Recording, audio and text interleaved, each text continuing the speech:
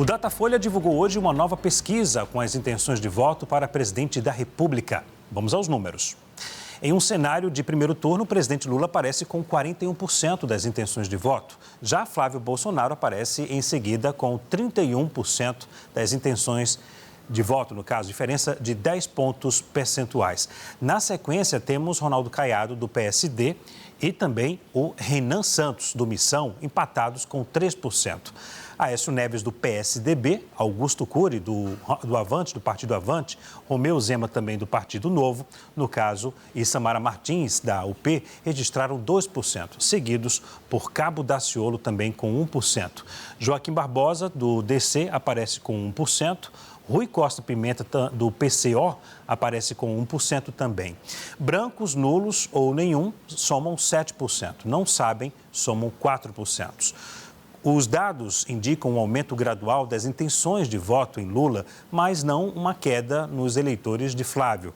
Vamos aqui, portanto, aos números de acordo com a trajetória. Olha, a gente observa aqui em abril, o presidente Lula aparecia com 39% dos votos, depois 40% dos votos no mês de maio e agora no mês de junho 41%, segundo o levantamento. Já Flávio Bolsonaro, do PL, em abril, ele estava com 35%, caiu para 31% no mês de maio e agora no mês de junho caiu para 31%. Manteve, portanto, constante no mês de junho. Quem sofreu uma diminuição no primeiro turno ao longo dos meses foi o candidato Ronaldo Caiado, do PSD. Em abril, a gente observa aqui, portanto, Ronaldo Caiado estava com 5%, no caso, em maio 4%, depois agora no mês de junho 3%. Já Renan Santos, do Partido Missão, estava com 2% no mês de abril, depois subiu para 3% no mês de maio e agora se manteve com o mesmo percentual no mês de junho. Em outra tela, Aécio Neves registrava 0% em abril e maio, mas marcou 2% nessa nova pesquisa. E Augusto Cury, como a gente vê aqui, no caso, o próximo aqui, Augusto Cury, do Partido Avante, ele estava com 0% no mês de abril, no mês de maio subiu para 2% e agora no mês de junho se manteve 2%, segundo o levantamento do Instituto Datafolha. Romeu Zema, do Partido Novo, também teve uma queda ao longo dos meses. A gente vai acompanhar aqui no telão agora. No mês de abril, ele estava com 4%, no mês de maio caiu para 3% e no mês de junho também caiu para 2%. Já Samara Martins, do Partido UP, estava com 0%, não havia pontuado segundo o Instituto Datafolha, subiu para 3% no mês de maio e agora caiu para 2%. O empate, portanto, com Romeu Zema. Ainda no primeiro turno, Cabo Daciolo se manteve constante nos últimos meses com 1%.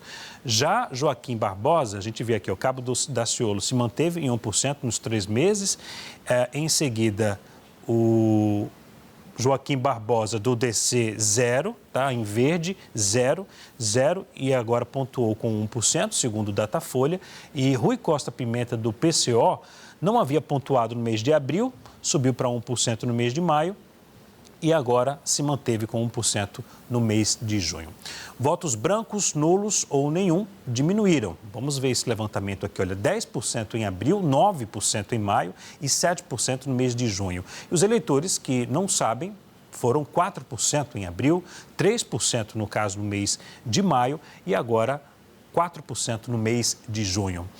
Vou chamar aqui a nossa Marcela Matos, que está nesse plantão com a gente direto lá de Brasília, para poder a gente comentar um pouco sobre esse levantamento. Marcela, que bom tê-la aqui no sábado. Tudo bem com você? Muito boa tarde.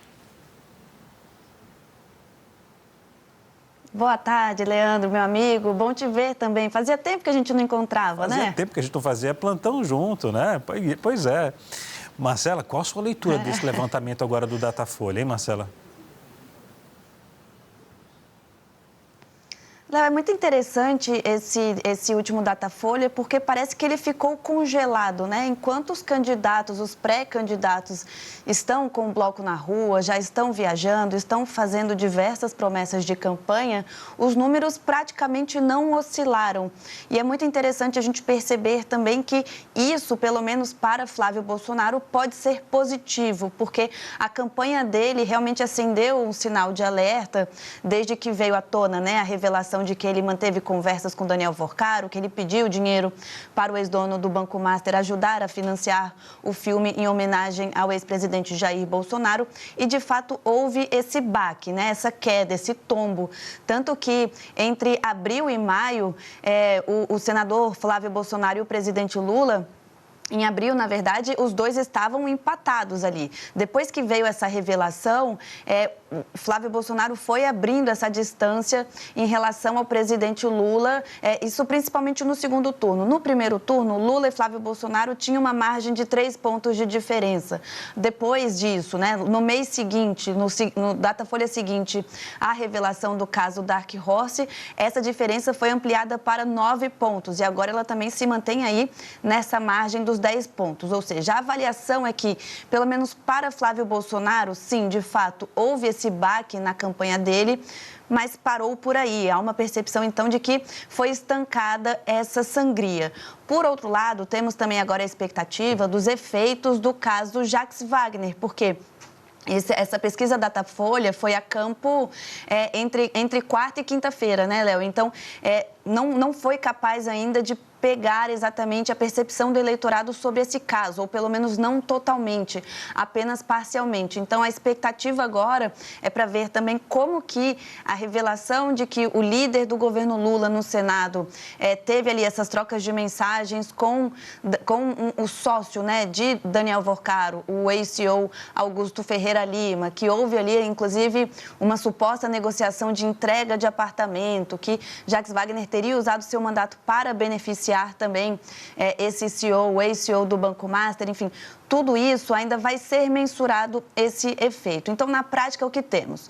Em um mês, as campanhas não oscilaram, tanto o Lula quanto o Flávio Bolsonaro permaneceram no mesmo patamar. Só que Flávio vinha de uma maré negativa depois da revelação do caso Dark Horse.